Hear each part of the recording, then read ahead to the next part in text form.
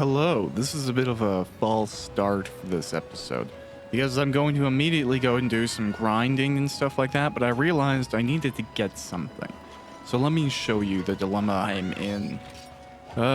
We have unlocked the Ludroth Male U, which is a rank 6 set. It also roughly increases my defense by 10 per piece, and that's compared to level 5 gear that's upgraded a while to something that's not upgraded. So that's the choice I'm going to make to go through this next urgent quest. The thing is, if you see here, it requires a king scarab. Now, there's the head piece that's over here, and it requires a Hercudrome, which I've been able to get, and I found that fine. It's okay. But the other piece, the other bug that we need to finish the set, is traditionally not available via low rank quests, so it can only be gotten via high rank quests. But the gathering quest to go to the volcano isn't unlocked until I beat this urgent. So what I can do is, now that I have about 7,000 points, I can pick up the bug tree seesaw. I had that for some reason. Oh no, I got this. So the bug tree seesaw, we'll get this here. And then we're going to go and use it. I'm probably going to have to run a few things and practice with it, but that's okay, because I need to hunt more purple Ludroth anyways. So it is this piece of wood.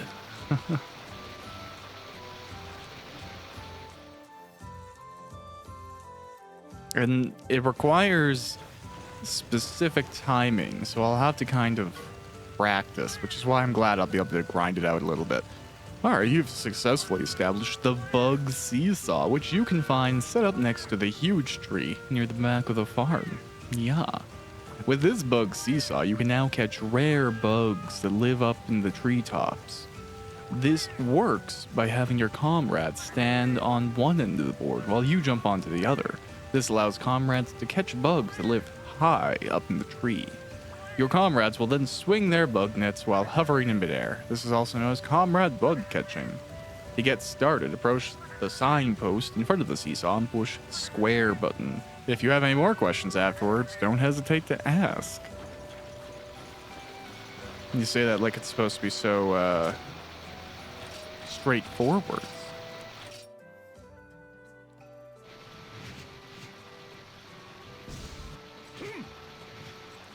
Okay, so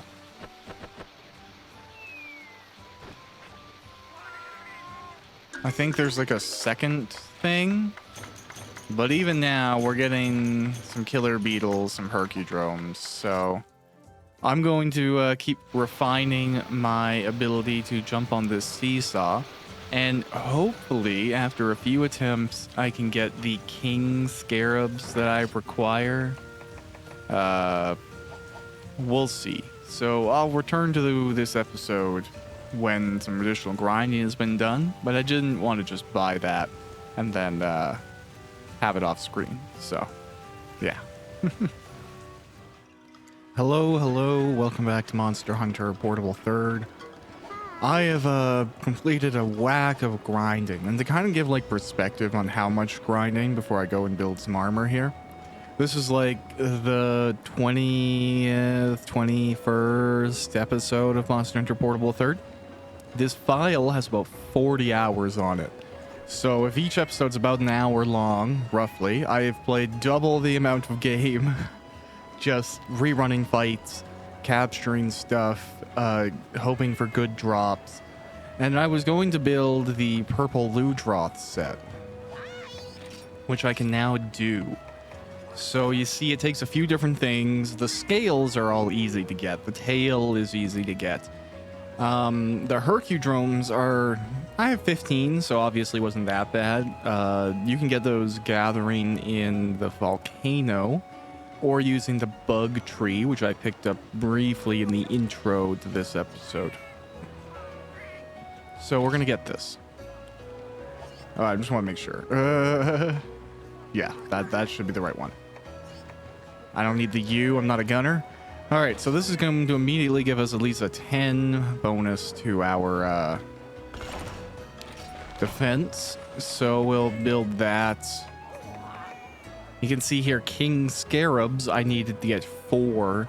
I got those from the bug tree, because typically they're not available until you are past the Snargacuga, and you can go do quests at that rank in those areas, but the tree lets you get them. So we will now equip that. I think I have everything. I hope I didn't do my math wrong. Now this one, the gloves were actually the hardest bit to get. I ran this fight so many times hoping for the torrent sack. I think it's somewhat equivalent to like a plate or a ruby. I think it's a little bit less rare. I think it's like a 10% chance on kills or rewards, 20% chance on captures, around there. So we got that. Now, this wasn't too bad. A lot of stuff that we had from other things. The king scarabs again. And then finally, regular stuff. Hydrohide isn't actually from the Royal Ludroth. It's from the regular Ludroths, but in high rank. So now we have that. We're going to equip it. And we might as well do a little bit of upgrading too, because we have some armor stones. So yeah, let's put it all to 43. And you know what? Yeah, let's do all to 45. And yeah, let's go up to 48. That sounds like a good place. Awesome. So now we have a bit more defense by far, which is excellent. You can see the set here. It's kind of like Tundra-esque. This is what's going on in the set, so not great for fighting Rathlos for sure. The description is in Japanese, so I can't read that for you. But that's okay. So I think we can also, we have some scraps here. I feel like the Ludroth mail may be a better. Yeah, it is by far for my cats as well too. So we will that's cute. Yeah, we'll give them both some high rank gear. Oh, okay. Do I not have enough scraps? I'm sure I have some parts. So let's... Yeah, from scraps list. Dun, dun, dun, dun, dun, dun, dun.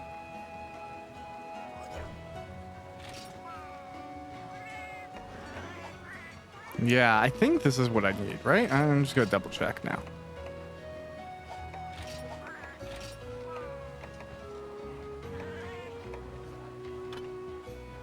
Yeah, I need 2 more Ludroth scraps plus. So, what do we have the most of? We have this. Okay, so I think that gave me 2, if I'm not mistaken.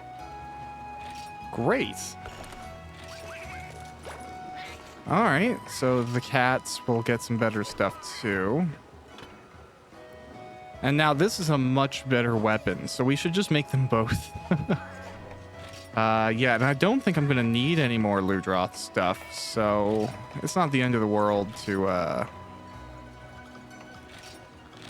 make those. Nice.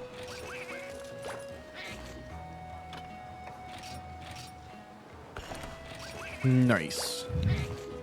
Okay. So now the cats are little lions with Ludroth plus gear. I am purple Ludroth and very much higher defense now. We can see attack 201, defense 253.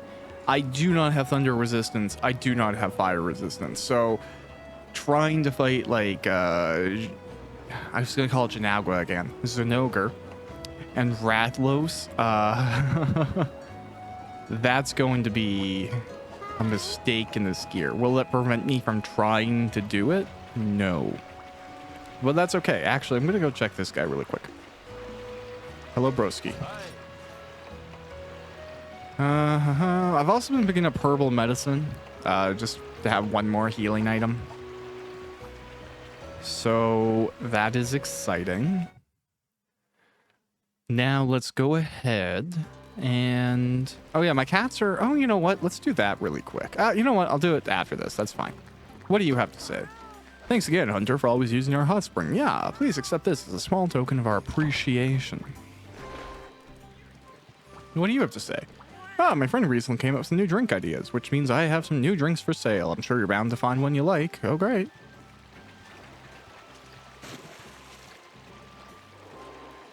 Yeah, I think through all my grinding, the cats, I think, hit max level. Which is why their names are red now. Okay. Ooh. I'm more interested in defense, though. So let's see if this hard T.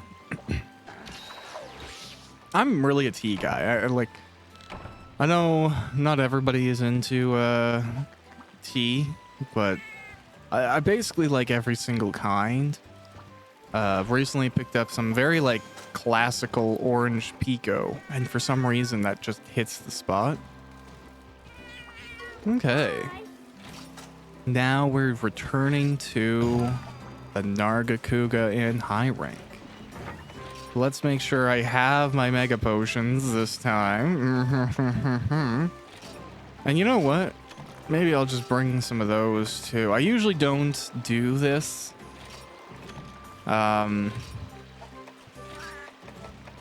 I'm pretty sure... Oh, wait. What is... Oh, no. Yeah. Herbs and...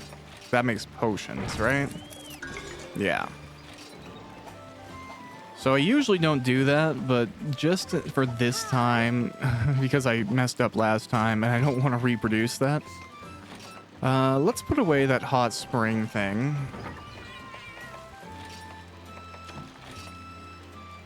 Okay, and I'll take the honey to make more mega potions and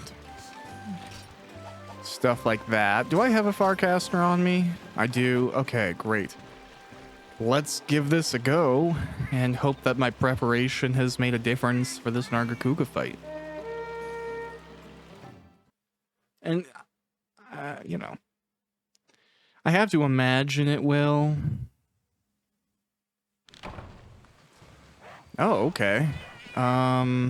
There's two things. I know there's a Buldrome here. So I don't know if this is going to be the Nargacuga or the Buldrome. Nice. Oh, it looks like this is a very big Nargacuga.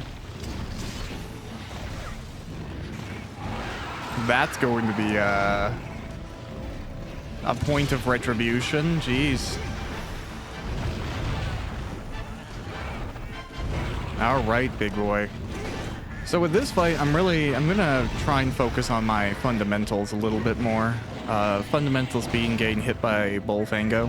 That is the essentials of Monster Hunter. I'm wondering if my senses are off. Is this a regular sized Nargacuga and I'm just crazy? Or did I get equally unlucky and get a, I don't know if this is a silver crown, gold crown. Depending on the game, sometimes this is like a really exciting thing. Ooh. Oh yeah, look at the benefit my armor is making. Oh, yes. That is what I want to be seeing. Oh yeah, I guess I have those too if I really need them.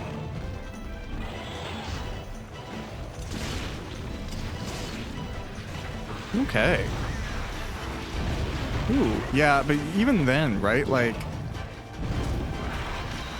It's so much less substantial to take a hit from this guy right now. Which puts me in a pretty good mood.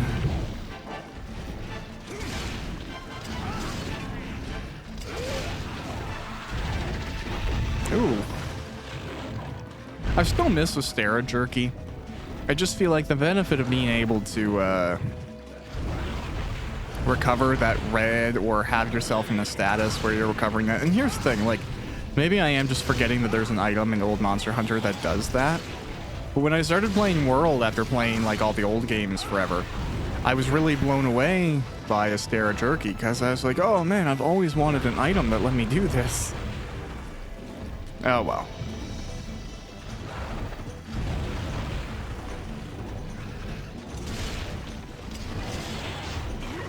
Oof.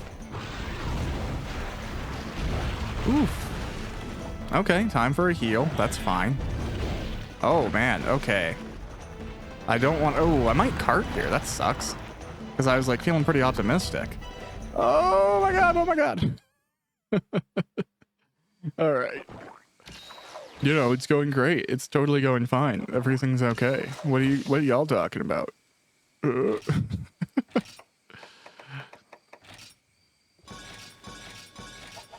Cool.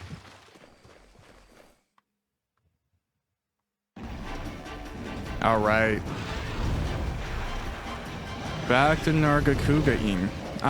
This guy is so big too, where... Oh, okay, now he's raging.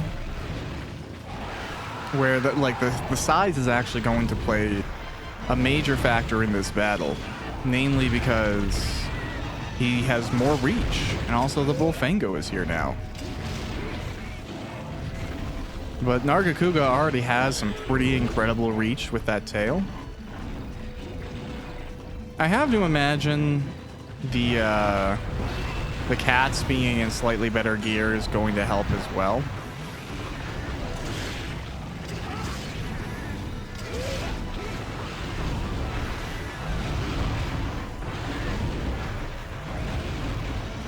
And it's also, it is incredibly hot where I am today. It's almost 30 degrees Celsius.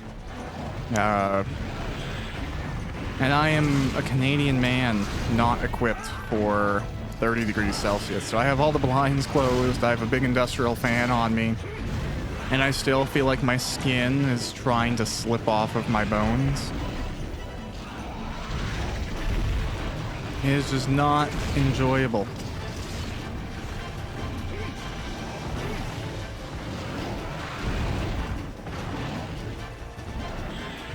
I know some people really prefer the heat. I just do not have it in me. I've even tried, right? Like, I can make it do nowadays, but it's very much like survival. It is not succeeding. It is not enjoying.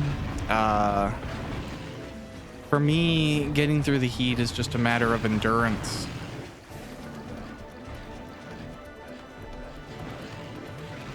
Whew. Okay, just awesome. Yeah, this guy kind of just drops down. Not like a Rathalos where you can kind of hover under where he's going to land and get a good tail shot in.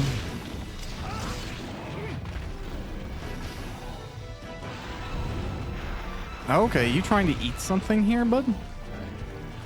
Interesting. Okay, well, I'll try and take that time to do a full charge shot on your tail. I will say the impact of the charged greatsword attack is so much greater in the new games. Credit where credit is due. They found a way to... I thought I could run more to the side here, so that was my mistake. I was actually... Oh, I made that mistake a whole bunch fighting Royal Ludroth. There's this like element of the arena in Area 10, I believe it is, where...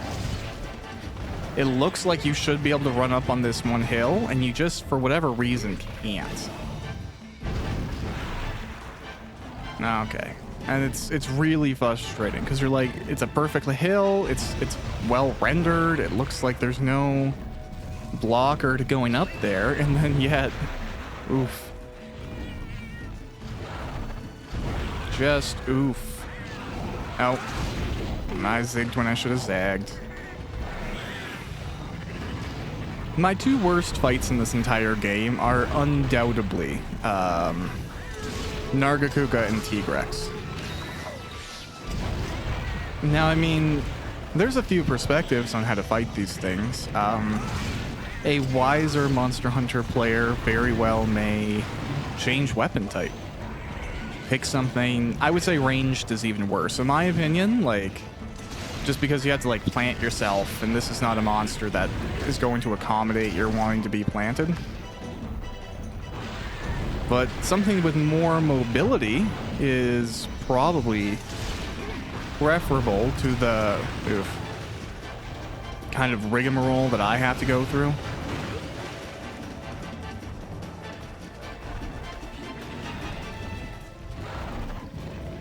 Yeah, you do your slicey things. I'm gonna heal up.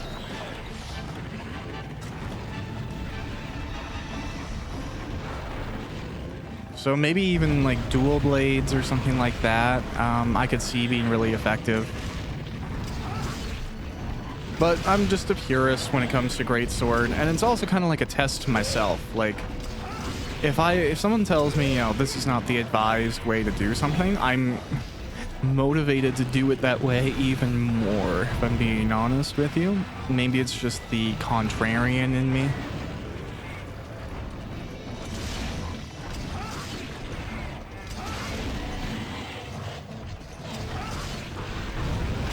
Oh, jeez.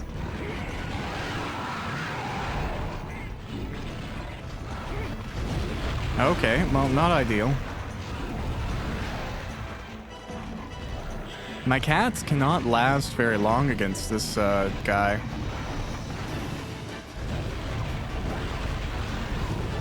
I'm just trying to recover a little bit of red before I... That's so annoying that you can't run more into that water a little bit. Okay.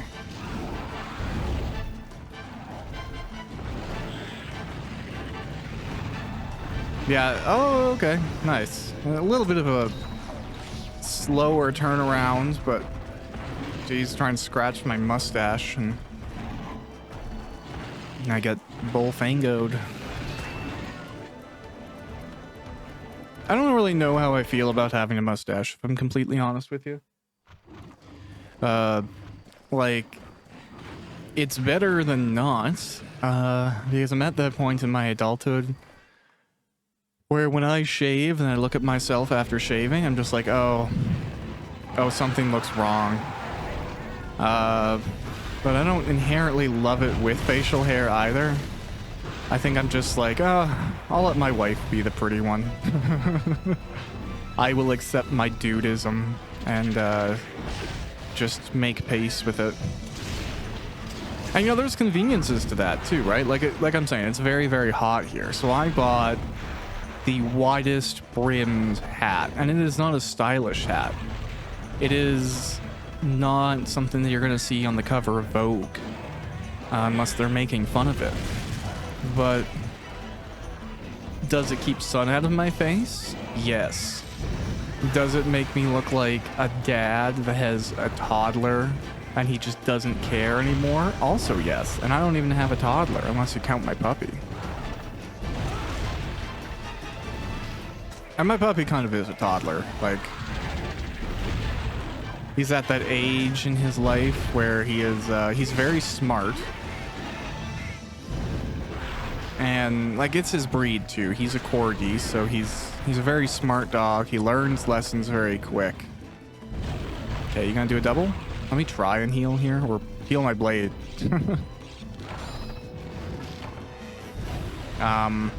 And sometimes I'll be like trying to give him a command, especially when we're out walking, and he'll just like pretend not to hear me. But I know he can, because he responds very well. He listens very well, but not when he's in that distracted environment and he's having fun, which is like many teenagers, if I'm being honest with you.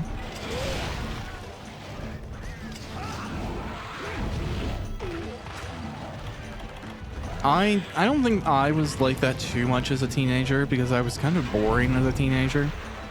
And honestly, this is why I give the advice to, like, you know, I mean, I'm getting to the age now where people are becoming parents, and I work with parents and stuff like that. And, you know, depending on the kid, not having too many limitations may mean they don't really feel the need to push through too many boundaries. Now, you have to be a little bit comfortable with them, like, having a degree of freedom and, like, learning to trust them. But, you know, it ultimately pays dividends in the fact that, like, you're teaching someone how to take care of themselves and set their own limits and know what's right for them, compared to having someone, like, you know, always tugging on their leash, so to speak. And that's kind of what happens when parents are overprotective and they don't let their kid do anything. You know, it's not like you stop the kid from wanting to do things that are negative or scary. You just make them better at hiding it. I didn't grow up with a whole lot of limitations. I was more or less allowed to do what I wanted. And what I wanted to do was just, like, sit at home and play video games and write. But, I mean, would I have felt that way had I not been able to explore stuff? You know, like, you want to go out with friends on the odd weekend. And if that was a whole fight, maybe it would have been a bigger part of my life. Maybe it would have been something that I felt like I was missing out on, so I pushed for even harder. And I don't know. I think that's how I understand teenagers. Is, like, they're like elastic bands. The more you pull, the more they want to retract. But if you just let them sit loose, like, they're just people. They're just gonna do stuff, you know? Like, at least that's me. There are some, you know, some teenagers that maybe aren't that way. No, I'm gonna get bullfangoed.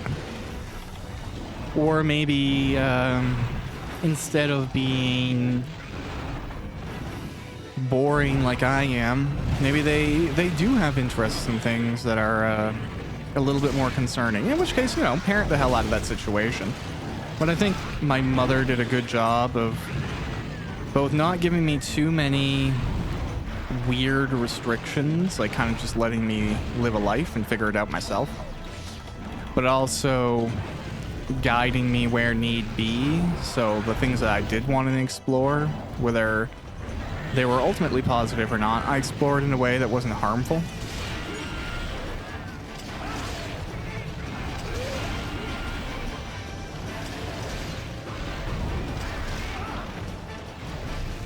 Like, you know, when the point in my life came where I was exploring, like, alcohol and drugs and stuff like that, I was honestly a pretty boring explorer. I did a few things once or twice, and I kind of went, all right, well, that's what that is. And then I was kind of over it. Even now, like, I'm such a bad drinker, and I mean that in, like, I am bad at the skill set of consuming alcohol. I don't drink much. So, like, if I go out to a pub, which I like doing, I might have 1, maybe 2 pints. 3 is, like, my limit, and then I'm usually, like, pretty good. But even then, if I have, like, you know, every now and then, you'll get a 4-pack or something, and you'll bring it home. At least I will. And for me, I hope I don't biff any of these. Nice.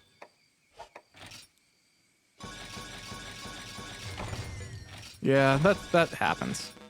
I didn't want to bring books with me, so.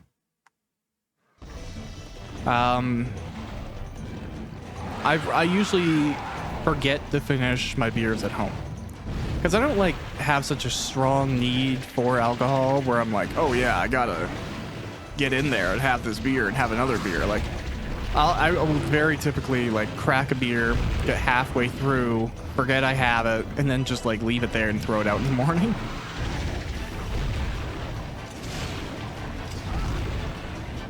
Oh, I got moved by the geometry of the monster. Okay, I got sandwiched between geometry there. If I'm not knocked out here, I'm gonna run for a sec. Ooh, those are deadly.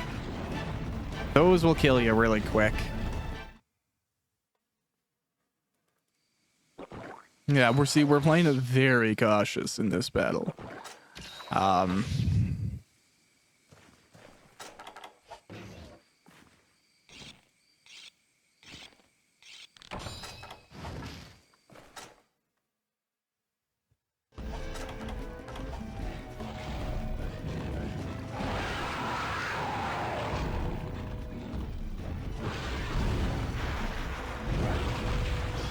Yeah, you're an angry Nargacuga. Yeah, really got to give this tail clearance in this fight because of the size here. Now, I'm hoping to get a tail cut in the next 5-ish minutes. I have no idea the health of this monster,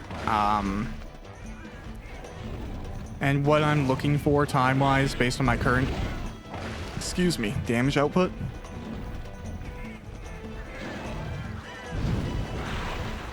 Because again, I'm not just going, oh, I'm gonna take a hit here. No, I'm not, wow.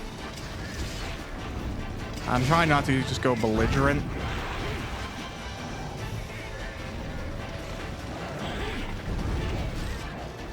Could have sworn that was going to hit me, but hey, I'm not going to complain. Oh.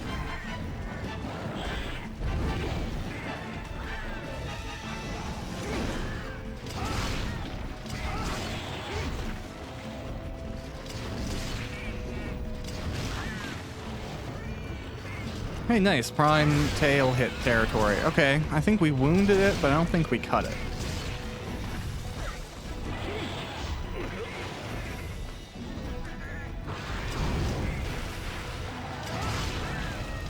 Now, for some reason, I'm actually doubting if you even can cut the Nargacuga tail, or you can only wound it. I don't know.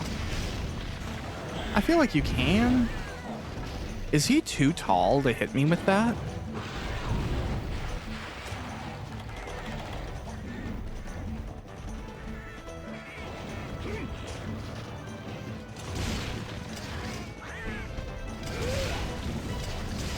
Either way.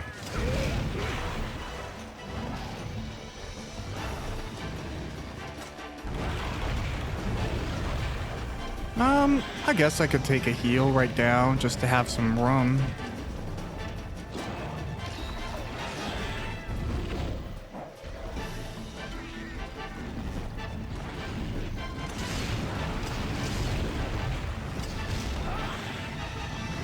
Okay.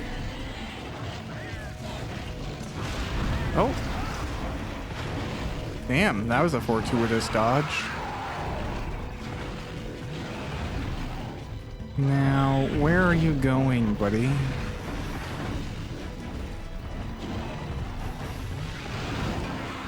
I don't know if anyone has ever read The Name of the Wind. I'm going through that right now. I'm not going to spoil anything, but there's this concept where the main character is talking about learning from what I believe is an arcanist. And the arcanist is talking a lot about like these mental preparations you kind of have to make to understand what could be described as magic. And it's a lot of like holding two concepts in your mind, or being able to process multiple different states of thinking and understanding. And I think that's there's a few different definitions for that, or a few different versions of that type of concept. I think, you know, like if you look in the Star Wars universe, there's battle meditation. There's another word that starts with a Z that's kind of like reaching a state of passive awareness where you're processing everything around you without actively focusing on it. And that's really what you gotta try and do in Monster Hunter. You gotta be like, okay, this guy's running here, but I'm also in this part of the arena, and this enemy is here, and I have this much health, and, you know, it's this whole wide scope of things you gotta be focusing on. And I think, well, actually, I know it to be true. People who grow up doing this, like you compare the brains of a kid who's been playing video games his entire life to his parents who grew up in a more analog society. The kid's brain is legitimately better at processing multiple streams of information. This what would be called concurrent processing. And there's a lot of better, you know, ramifications of that. Kids are growing up to be better drivers than their parents could be, because their brains are processing all these different streams of information. And when you're driving, I don't drive, but I, logically know this to be the case. You gotta be paying attention to multiple different things. Your speed, who else is on the road? Are you on a one-way? Where in the city are you? Is there anything on the road? Is anyone trying to get in the way of your car while you're driving it? Are you going too fast? Are you going too slow? Where is the gas pedal and the brake pedal? And do you need to use clutch? I've never understood clutch. Complete diatribe. I've had people explain clutch to me a bunch of times, and I'm like, I don't understand what the hell this button does. I don't understand this pedal. I don't understand manual cars at all. And like, my mother drives a manual really well. She has it like, it just clicks for her, and she doesn't even really need to think about it, I don't think. And my brother is learning to drive manual. He's been driving a manual car for like a few months now, I think. And they'll talk about it. He's like, oh, you know what? I was learning. I'd let off the clutch a little bit better. And it's like, I don't understand what this is doing. I don't understand the impact a clutch has as it relates to, ooh, good dodge there. A car. I don't, what is it even doing? Is it like, here's the thing, my description of what a clutch is kind of like those Renaissance painters who had lions described to them, and they tried to paint a lion based only on the description. Hey, nice, you can cut the tail. So me and clutch is like, I feel like it's, okay. There's like automatic saws, like scroll saws or whatever. And they have like these rotating blocks. And then there's like this big chunky bit that kind of gets in the way of the saw and the rotor moving. And like if the clutch is in there, whatever this bit I'm talking about is in there, the wheel can't turn. And that's kind of what I envision when I hear of a clutch. A medulla. So I got a brain part from a tail. Huh. But that doesn't make any sense, right? Like, why would that be in a car? And it's not like, if you have the clutch in, does the car stop moving entirely? Because that doesn't sound safe. I don't know. I don't understand. I can understand many things. Just making sure my dog is okay. I can understand a lot of different things. I work in a arguably pretty complex field. My job nowadays is literally technical writer. I break down complex systems for them to be consumable internally and externally. That's what I do now. And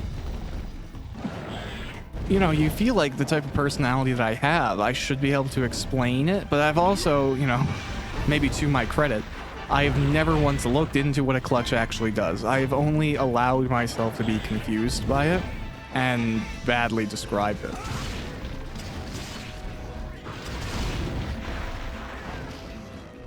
So, that being what it is, I don't know. Like, I also don't know why, like, I can explain the complexities of API and endpoints and single sign-on and HRIS integrations and all these like complex software things, but like the whole of cars just don't make sense. I think it's, you can have like a degree of engineering brain or something like that, but I think it's also a subsect of discipline.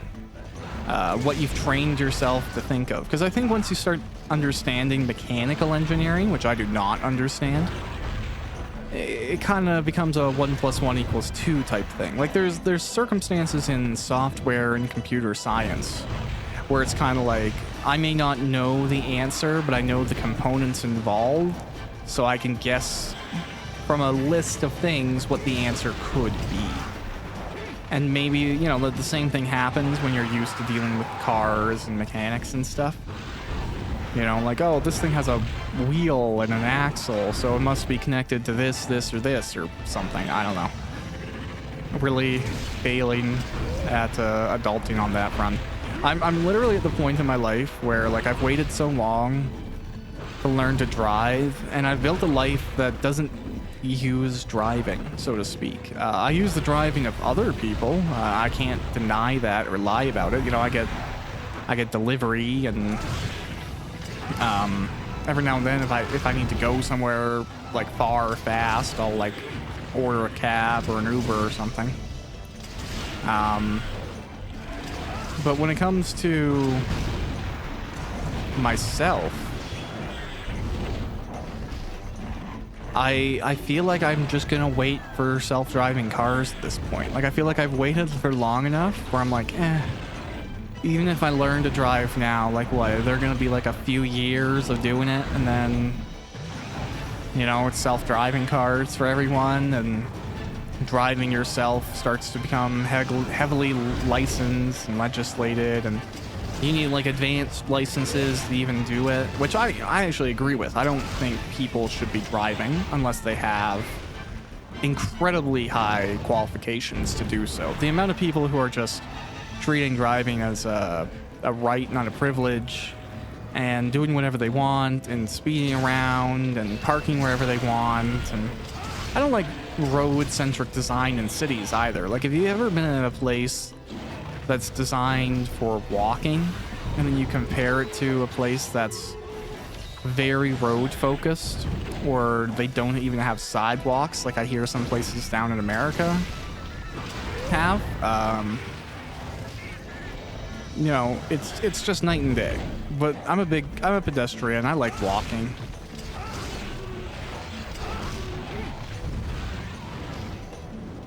Oh, this is going a lot better than last time. All right, so you're going up there. Oh, damn it.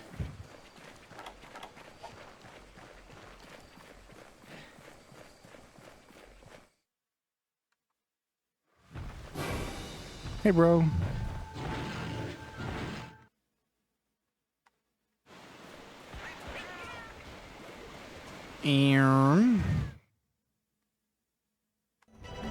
Hey, nice. I guessed right.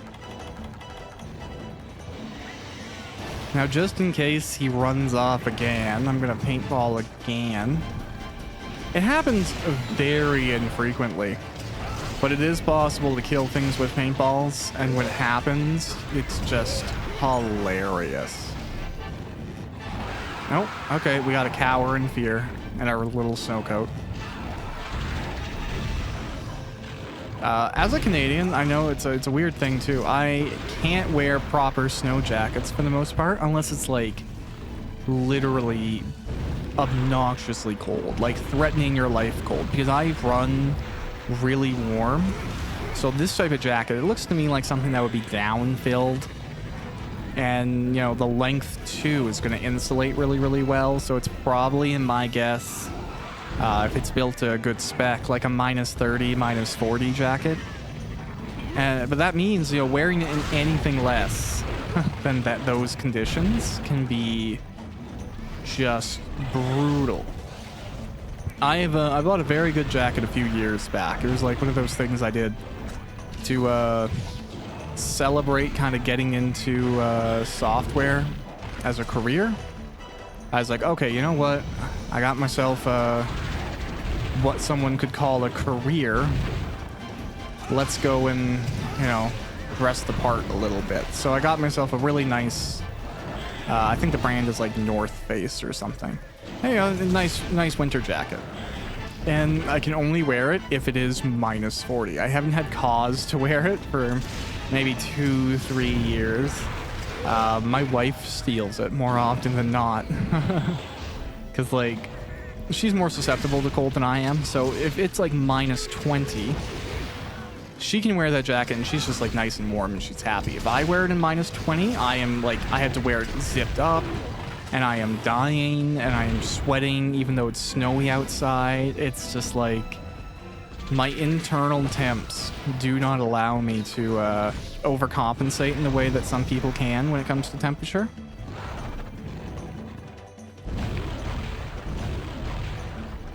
And yeah, I'm running very low on stamina here, so I have to do the old one roll technique. That's all I got in my arsenal before I'm pooped. Oh, took a hit. That's okay though. It's not a good enemy to have this limitation on, if I'm being honest with you.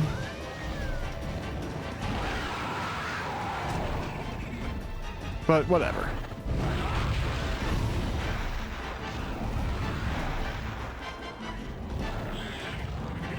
Okay. Oh, okay, that did not work. Come on, little cat in your lion outfit. I don't know. I know he's not a lion, but he looks like a little lion. A little mane and everything.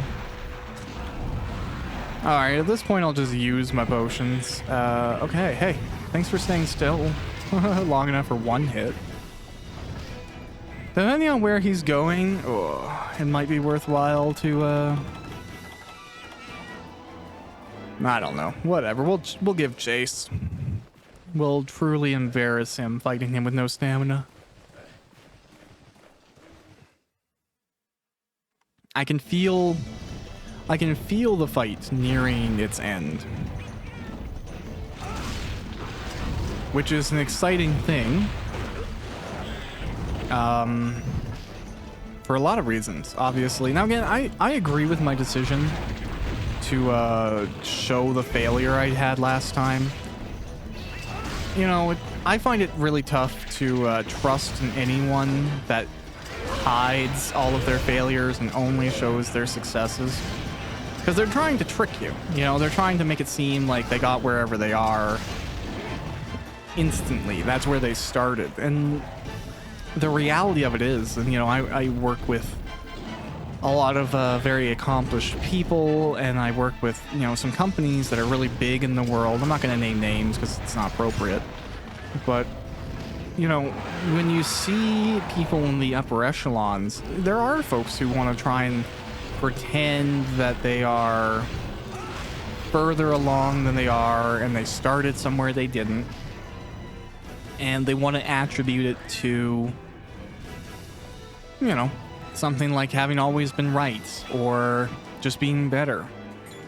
But the truth of it is, even for those people, unless you started in a very silver spoon type situation where, oh, okay, I should take the other exit. You had everything given to you and you did just start up above everyone else. Most people have to, you know, even within their own disciplines, work up to where they want to be. Whether that means failing a few times to find out what works, or dealing with making the wrong call, or maybe even just bad luck.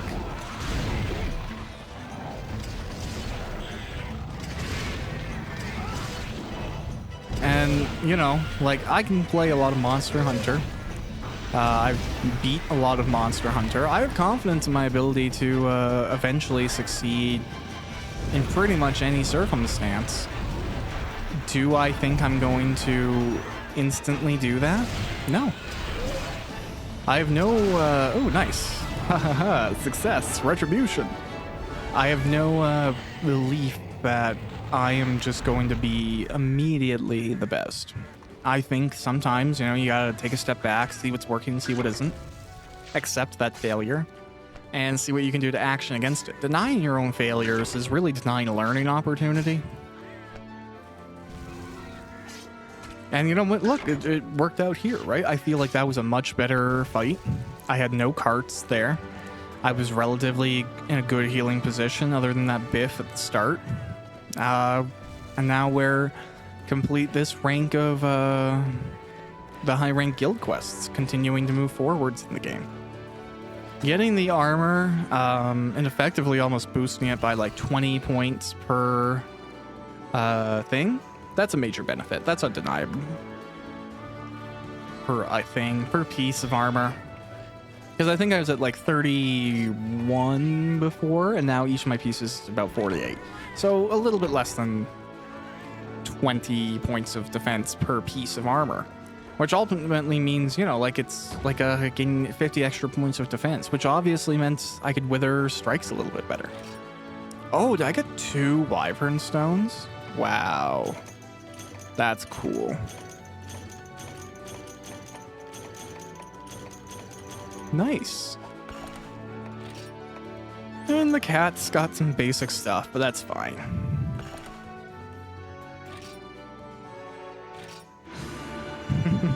Nice. Oh yeah, and it was a gold crown too. I knew it. Just looking at the size of it. The thing was massive. So, hey, extra redemption. Not only did we win against the high-ranked Nargacuga that killed us last time, we beat the largest version of it. Okay, I'm really briefly going to appear here. Usually I cut this out, but the cats have dialogue, and I figured why not include it. Presuming it's in English, who knows? No, it's not in English. Okay, never mind. So, got some comrade tickets. Oh, okay, so folks have some stuff to talk to me about, so let's, welcome back. Everyone's abuzz about your recent exploits. You're now allowed to exchange for hard armor spheres. Great. Oh, and I can get the new mining point. Oh, joy. Okay. I guess let's quickly go show that off, presuming it's a cutscene. Yeah, now we can go all the way to the top. Now this is going to be very useful. There's two types of ore that I need to improve my current carbolite sword. Obviously, I need a whack of carbolite, and that point is going to be able to give it to me in higher abundance. But I need Gracium ore and another thing. I don't need Violite. Fusium, I think I need. Carbolite. Okay, so for grinding efforts, that is going to be immensely useful.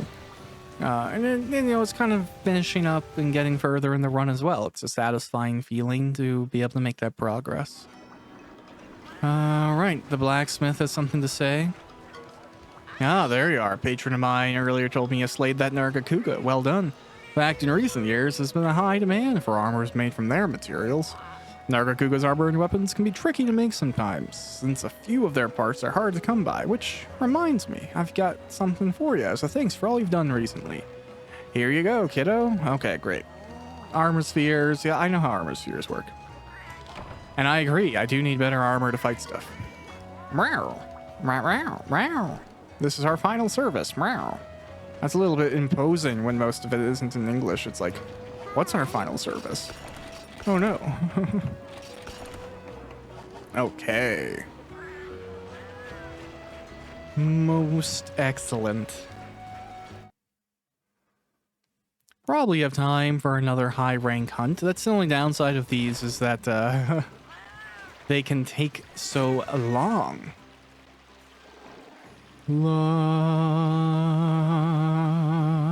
Okay. It's really convenient for them to install rotating rocks in here. Oh no, I'm gonna have a drink. Okay.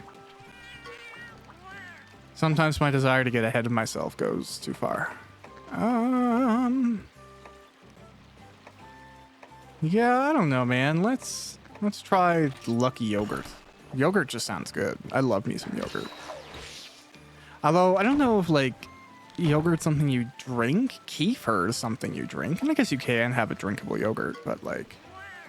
Oh, okay, thanks. Hey, you there, Hunter. Seems you managed to defeat that Nargacuga with relative ease. To be honest, I was almost speechless when I read the report. Because of this, I've decided to promote you to Hunter rank 5, allowing you to take part in 7-star guild quests. There's also a message for you from the guild, but I forgot what it was. Never mind. Just be mindful. You never know what they might request next. Here, take these. Consider them as your reward. Sorry, I always end up giving you the same thing. I really wish there was more I could do for you. Okay. Now we are on rank 7 quests. So naturally, Nargacuga is here. Unstable locale. Ooh, that's imposing. And I actually have no idea. Oh god, green Nargacuga. Oh god. Oh no. I have no clue what is preferred here. So I might just cut through a few little quests to start.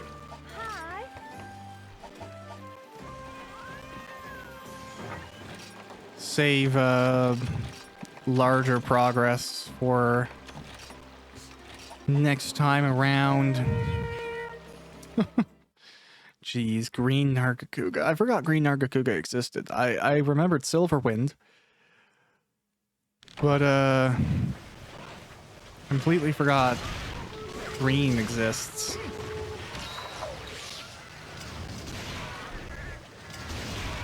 And so we're here for Jagia.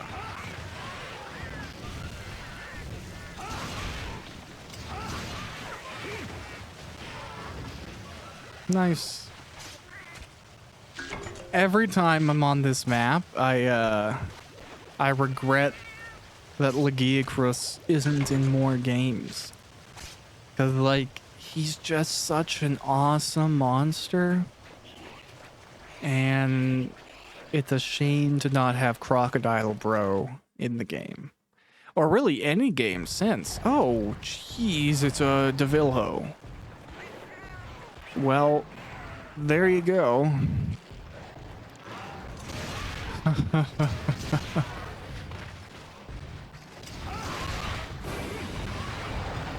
This is a monster affectionately titled a Pickle. He is a brute wyvern, a T-Rex. Incredibly strong, incredibly aggressive. And I'm generally not interested in fighting him. Because, well, I don't need anything from him right now. But cool to know he's around. I don't know how to pronounce his name. I probably do it wrong every time. Devilho is how I presume it's meant to be pronounced in English. It's literally the word devil without any spaces, J-O. So it's like Devilho? Devil Joe?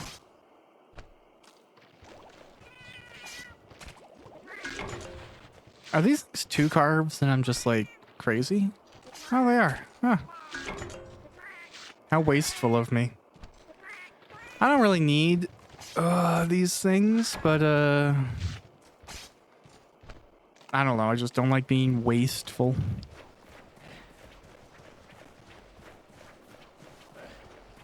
Yeah, so Devilho, the giant T-Rex, their whole thing is they can't stop eating.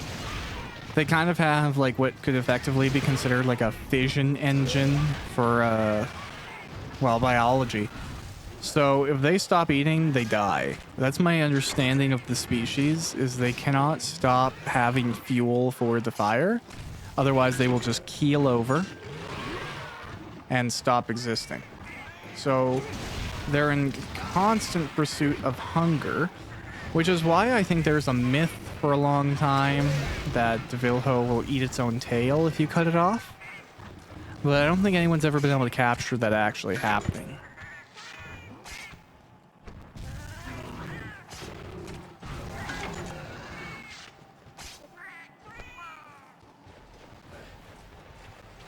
I can't say I've ever seen it happen, but I think it's, you know, it's like what, the Berenstein Bears or something. The mandala effect, where you have like false memories of something. So you may think that it happened even if it didn't, or have this recollection of something being true, even thinking that you've experienced it, where it wasn't actually the case. I think that was the whole deal with the Devilho tail. I don't know, man. So this is actually the area I was talking about last time. Why can't I go up here? Why? I don't understand. Ah, well. I'm trying to definitely get some gaming in and do some recording because I know I'm going to go into a coma like next week. Not like a medical coma. Jeez, I should elaborate. I call going into a gaming coma, like when you get really, really into a new title and it's basically all you do with your free time. That's going to be me with Final Fantasy 16. I am so hyped. Not only, I'm lucky enough to have a PS5, so I can, play there. And it just looks like a phenomenal game. And then I'm a big fan of Final Fantasy 14, which is directed and, produced by Naoki Yoshida, I believe is his name. People call him Yoshi P. And his team, Creative Business Company 3, I think it's called. Very unique name. They're behind Final Fantasy 16. They've been working on it for a long time. They've obviously taken time to just make sure it's going to be a release that's exciting for everyone. But I am so pumped. The quality of that game, even just looking at it, seems amazing. I'm a big fan of PS2 RPGs, I think that's why I'm largely playing a lot of older games on this channel.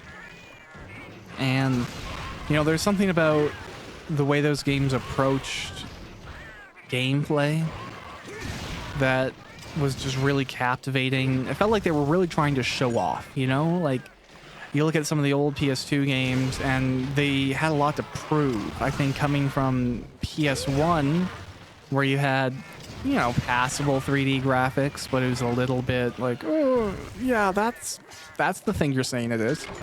To PS2, where is it modern to today's standards? No, it kind of looked like this. The PSP ultimately had graphics that could mirror the PS2 in some places. And this to me is like the first foray into what games would become without all of the downsides of what games have become.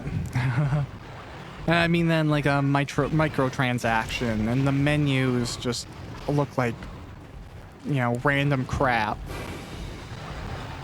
And there's always ads on the menu sometimes. And there's always patches, This is back in the day when, Ooh, wow. Cool, did you kill that Jagia for me? Thanks, Yenmo-ran. Oh, that's not Yenmo-ran. Devil Ho.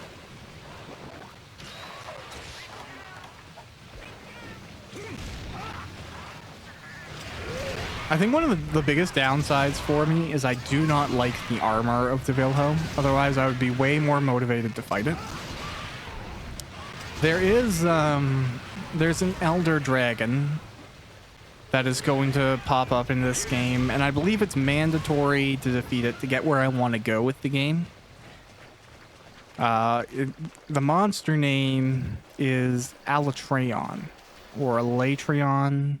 I don't know how you pronounce stuff, man. I've only ever read these names. But that monster is like an elemental beast. It has control of a lot of elements. It's very, very powerful. It's beautiful. Like, the looks of the monster are just phenomenal. It's one of my favorite monsters in the entire game. That's one that comes at a point where I might, it's a challenging fight. And it's something you have to practice and learn, and I'm definitely going to have to practice and learn because they brought the monster into Monster Hunter World, but they fundamentally changed some stuff about it. So it's not the same fight, so my muscle memory might be a little bit off.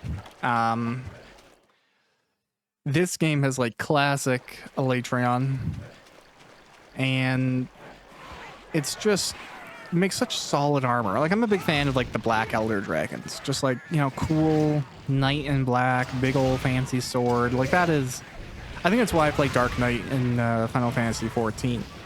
It's my design ethos boiled down so perfectly into like, if I was in an adventuring situation, that's what I'd want to be. I'd want to be like some Black Knight who can use a little bit of magic. And I wouldn't be a villain, but I love the looks of a villain on a good guy. And that actually goes everywhere. I remember in Fable 2, which has been on my mind because, you know, we just got that trailer for Fable 4. Nice. In Fable 2, there is a set, I think it's called the Highwayman set, and it looks really sweet. It has really cool chest armor, really cool leggings. I think the headpiece is like a kind of a face cover. Yeah, let's see if I can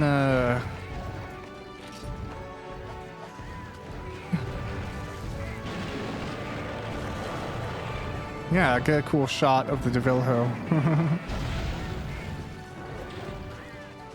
Misleading thumbnails, ahoy. Nice. Yeah, the DeVilho has a cool look to it. Very, very big. Very, when it goes all ragey, it like glows. You can kind of see these vents like coming off of its mouth and it moves down. Those expand and they glow red.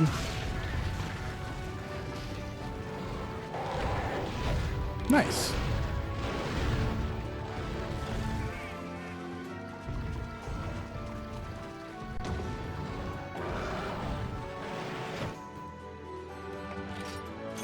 Okay. Nothing crazy there, but just knocking out some stuff. Not a Carbolite ore, I'm happy. Alright, so I think I'll clean up one more small quest in this rank, because I want to review what I need to do to finish this rank and kind of devise my approach. I haven't looked that far ahead for some reason. And for those that don't know, Monster Hunter, and you can kind of see it even as we go through this series, right? There are certain quests that you need to complete to unlock the urgent quest that unlocks the next rank. So if I had to take a guess, right, it's probably going to be I had to beat this Raytheon. I probably had to beat the Nibblesnarf. I probably had to beat the Green Narcocuga. I probably have to beat the Crimson Quirapeko. This Rathalos. Maybe this one. Maybe that one. Definitely that one. No doubts that's going to be a required one. Aragan, maybe. I don't think they've ever made any of the big hunts required. So we'll just go through and tidy up this.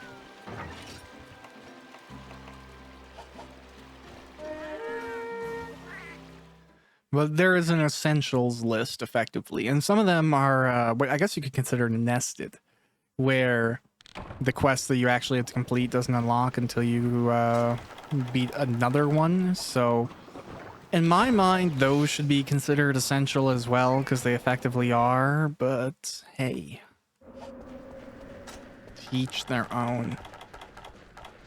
We all define essential under different terms. I think that's actually one of the biggest things. I haven't always been a technical writer, so when I started in software, I was in a support role, and I did that for a while. In that role, you know, you're dealing with a lot of business logic, just as much as computer logic, and sometimes an organization will define something as a massive priority that you may struggle with seeing as a massive priority. I'm the type of person that definitely had those questions, like, to myself every now and then. Like, this is what you're putting all of your energy into? Okay. And that happens. I think it's just the way it goes, the way organizations work. People get into their own echo chambers too, right? I'm hoping Gracium ore, which is the reason I'm mining here. Mystery Charm times 2, great, but Fusium ore? Maybe I'm thinking Fusium ore, not Gracium.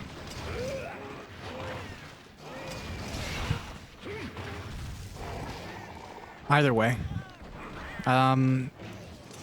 And that's something that's difficult because yeah, we all do organize things and prioritize differently. Like, and you see that even, was it a Barioth? No, Giganox, because I can't see it.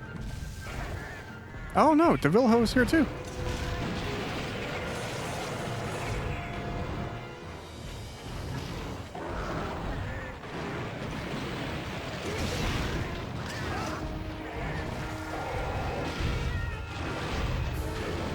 Hey, old broski. Okay, bye.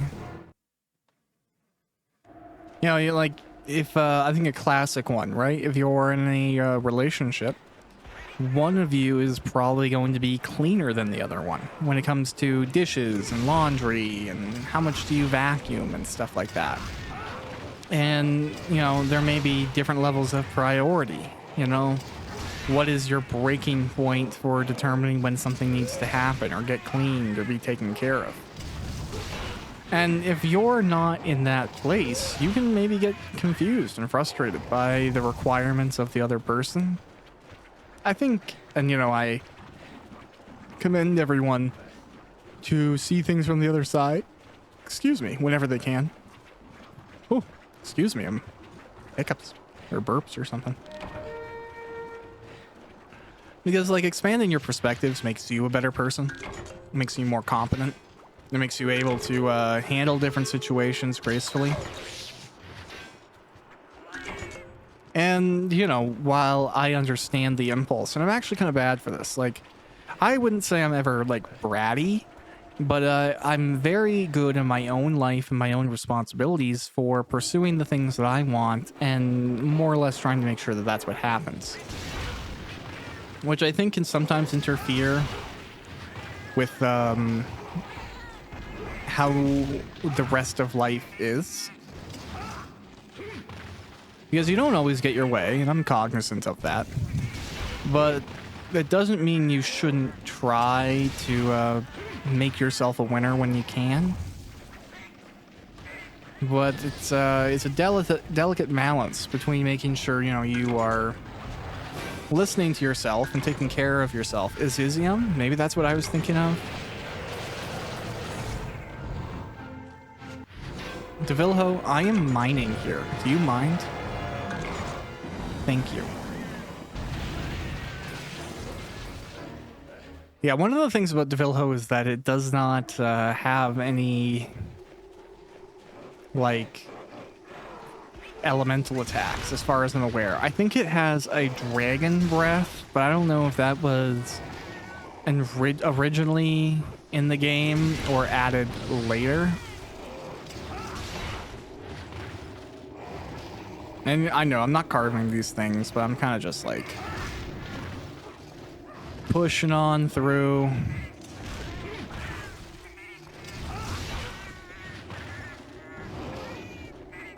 It's really nice to be in new content. Because I had to run that purple Ludroth quest so many times that my brain was kind of leaking out of one of my ears. You know, it's a fine fight. The poison direction is a little bit nonsense in my opinion, but, you know, whatever. Largely, though, it was just like, oh, I was doing so many runs of the thing, and then I was almost at a point where I'm like, okay, screw it. I'm just gonna make an incomplete set. And I'm gonna go, and I'm just gonna try and fight that Nargacuga, and whatever, however long it takes, that's fine.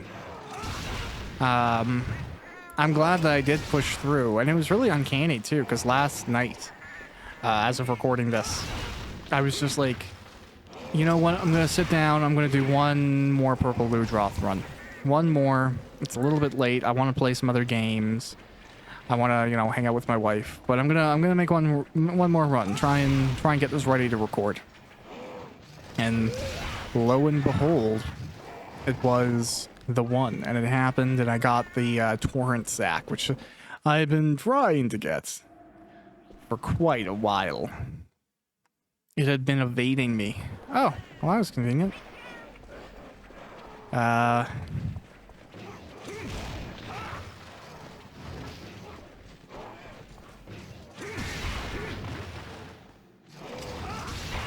Nice. So as always with Monster Hunter, persistence is key. And now, you know, I have this cool snow coat, which I don't dislike as much as I thought I would. I was kind of thinking like, I'm gonna get this and it's gonna be a stat sticker. I don't really care about the visuals of it. But you know what? Especially in this environment, it's pretty cool. It's, you know, the detailing on the coat is pretty nice. The little spikes going down, but only on one side. It's kind of like buttons, but spikes. And you know what? This guy's like me too. He's wearing it open. He's too warm, even though he has a big old jacket on in the winter. So this guy truly is me. You know what? Yeah, it looks like it comes up pretty high in the neck, and really only a little bit of your face is exposed. So if this was like tough material, this is kind of like wearing a tank.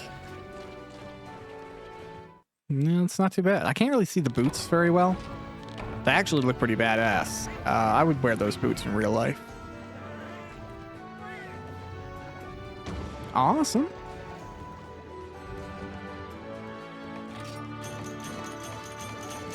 Get some generic stuff.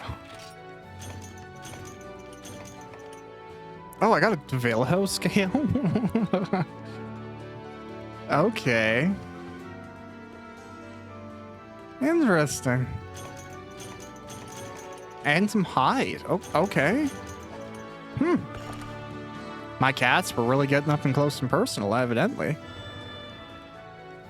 All right. Precision, speed gather, guard, normal. Okay, that's a gunner thing.